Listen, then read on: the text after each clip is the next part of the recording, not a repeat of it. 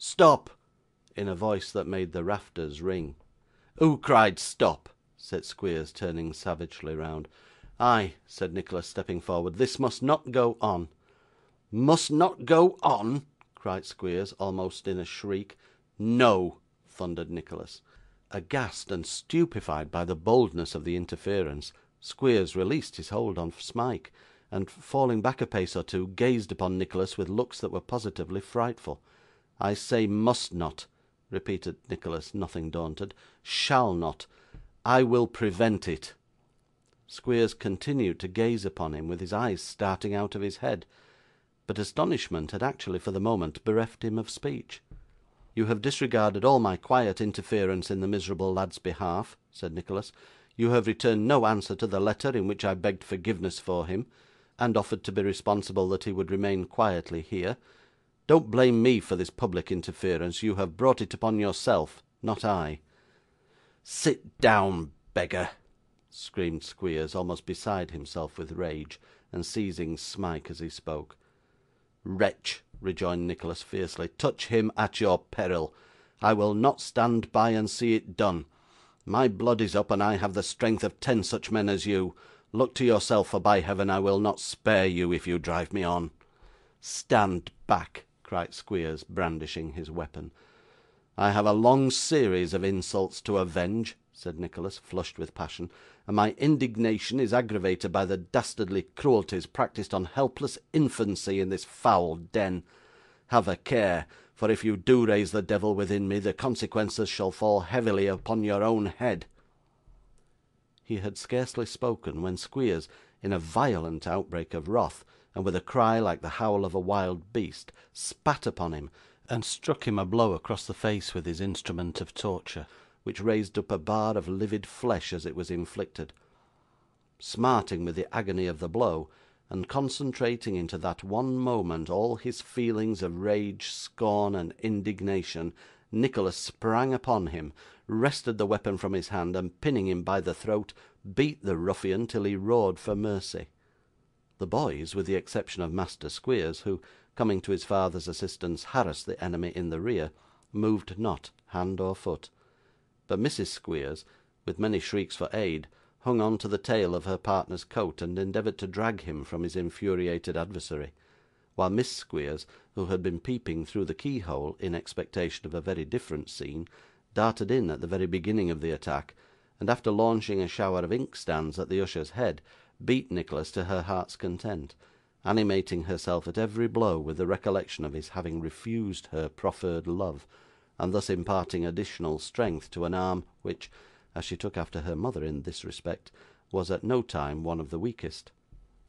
Nicholas, in the full torrent of his violence, felt the blows no more than if they had been dealt with feathers; but becoming tired of the noise and uproar, and feeling that his arm grew weak besides, he threw all his remaining strength into half a dozen finishing cuts, and flung Squeers from him with all the force he could muster.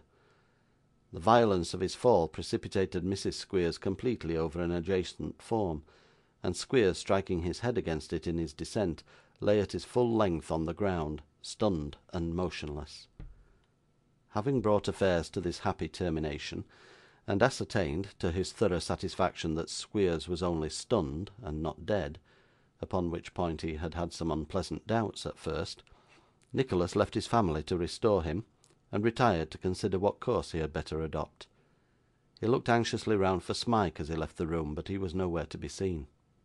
After a brief consideration, he packed up a few clothes in a small leathern valise, and, finding that nobody offered to oppose his progress, marched boldly out by the front door, and shortly afterwards struck into the road which led to Greta Bridge. When he had cooled sufficiently to be enabled to give his present circumstances some little reflection, they did not appear in a very encouraging light.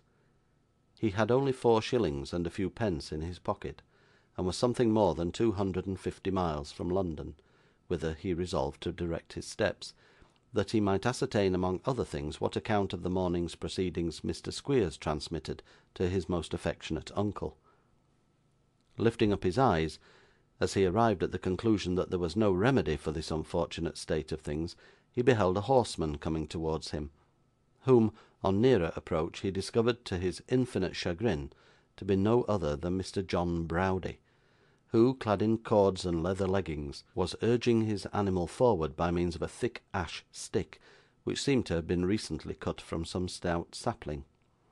I am in no mood for more noise and riot, thought Nicholas, and yet, do what I will, I shall have an altercation with this honest blockhead, and perhaps a blow or two from yonder staff. In truth, there appeared some reason to expect that such a result would follow from the encounter, for John Browdie no sooner saw Nicholas advancing than he reined in his horse by the footpath, and waited until such time as he should come up, looking meanwhile very sternly between the horse's ears at Nicholas as he came on at his leisure. "Servant, young gentleman," said John. "Yours," said Nicholas. "Well, we are met at last," observed John, making the stirrup ring under a smart touch of the ash stick. "Yes," replied Nicholas, hesitating. "Come," he said frankly, after a moment's pause, "we parted on no very good terms the last time we met. It was my fault, I believe, but I had no intention of offending you, and no idea that I was doing so. I was very sorry for it afterwards. Will you shake hands?" "Shake hands!" cried the good-humoured Yorkshireman. "Aye, that I will." At the same time he bent down from the saddle, and gave Nicholas's fist a huge wrench. "But what be t' matter with thy face, mun? It be all brokken like." "It is a cut," said Nicholas, turning scarlet as he spoke. "A blow, but I returned it to the giver, and with good interest too." "No, did he though?" exclaimed John Browdie. "Well done. I like 'un for that." "The fact is," said Nicholas, not very well knowing how to make the avowal, "the fact is, that I have been ill treated." "No," interposed John Browdie in a tone of compassion, for he was a giant in strength and stature, and Nicholas very likely in his eyes seemed a mere dwarf. "Don't say that." "Yes, I have," replied Nicholas, "by that man Squeers, and I've beaten him soundly, and am leaving this place in consequence." "What!" cried John Browdie, with such an ecstatic shout that the horse quite shied at it. "Beaten the schoolmaster! Oh, beaten the schoolmaster! Who ever heard of the like of that, noo? Give us the hand again, youngster. Beaten the schoolmaster! Dang it, I'll love thee for it." With these expressions of delight, John Browdie laughed and laughed again so loud that the echoes far and wide sent back nothing but jovial peals of merriment, and shook Nicholas by the hand meanwhile no less heartily.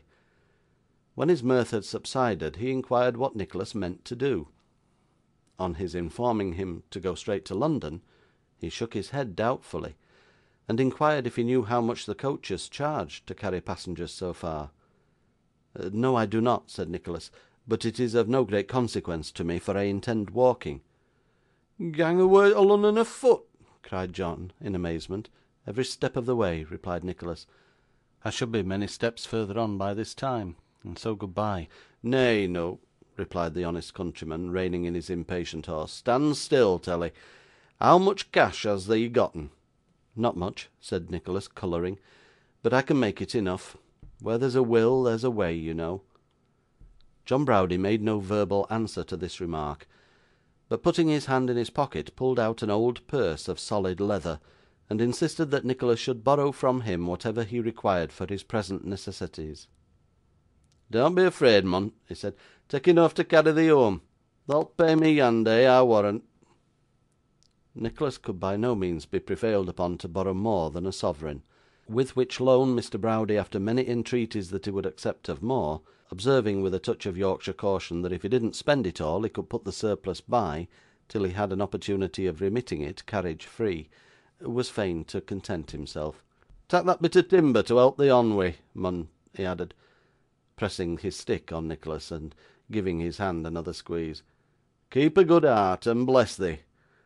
Beaten the schoolmaster! God, it's the best thing I've heard this 20 year." So saying, and indulging with more delicacy than might have been expected from him in another series of loud laughs, for the purpose of avoiding the thanks which Nicholas poured forth, John Browdie set spurs to his horse and went off at a smart canter, Looking back from time to time, as Nicholas stood gazing after him,